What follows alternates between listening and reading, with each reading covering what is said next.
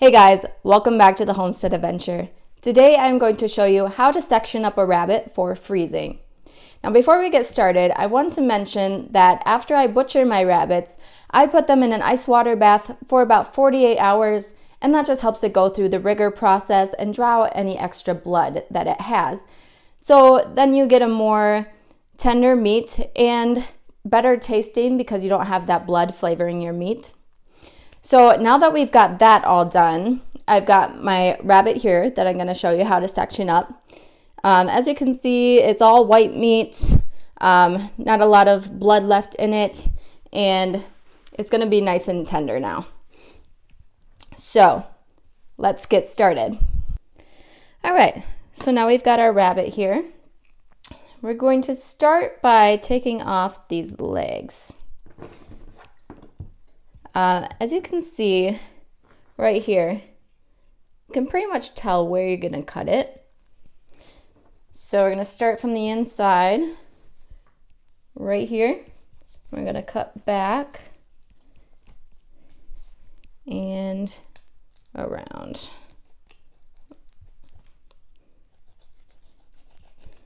It should come right off. There we go. Now we're going to do the other leg, same thing. It's right through there.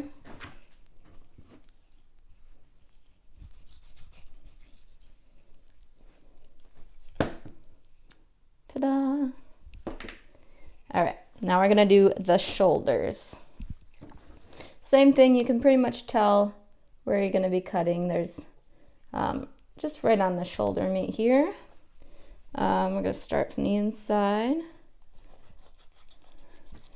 and go all the way back on the shoulder here. So if you pull it like this, you can see all the meat's coming off, and then you're going to cut right down here.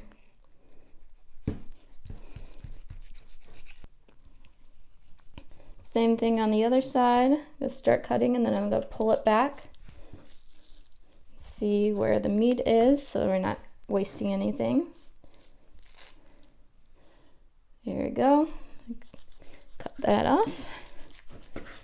Comes right off. Next thing we're going to do is these belly flaps here. Some people don't like these. I don't mind them. They're just they're a thinner, chewier piece. A lot of the times I just make whole rabbit in the slow cook it, but I do like to section some of it to put in the freezer in case I don't want to cook a whole rabbit. Also, you might see some of this fat. Just take that out. You don't want rabbit fat because it tastes gross. Kind of like deer fat. If you ever had venison, it's not good. Yeah, so sometimes I miss that when I'm butchering. Ooh, looks like a boar. Okay. We're just going to cut these belly flaps off. You don't have to save them, but I do. You can dry them and make them into jerky. I make rabbit jerky, although it's better to do like a ground jerky for rabbit because it can be a little tough when you dry it.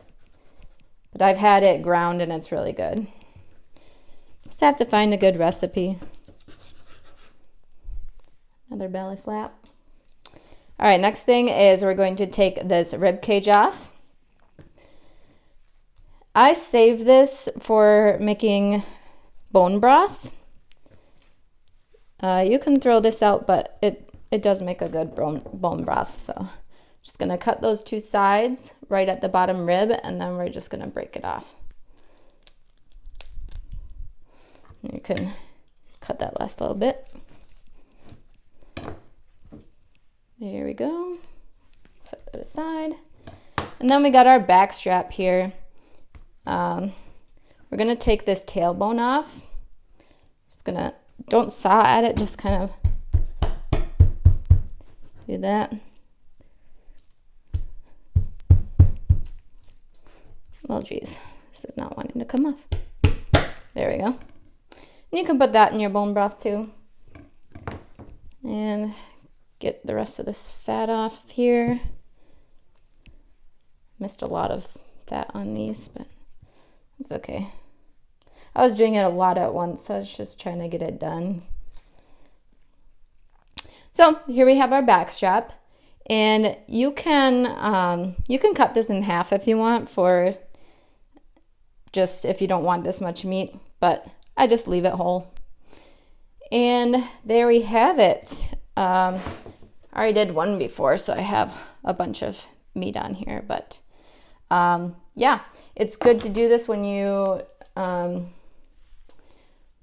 have like big bags to put a full rabbit in, or if you just if you don't have like a big family to feed and you just want a few pieces here and there, or you want to grill some pieces, this is a good way to do it. So I am going to put these in vacuum seal freezer bags, and just gonna put them in the freezer, and then we're done. So thank you for watching. I hope you enjoyed this video, and I hope to see you on the next adventure. Bye guys.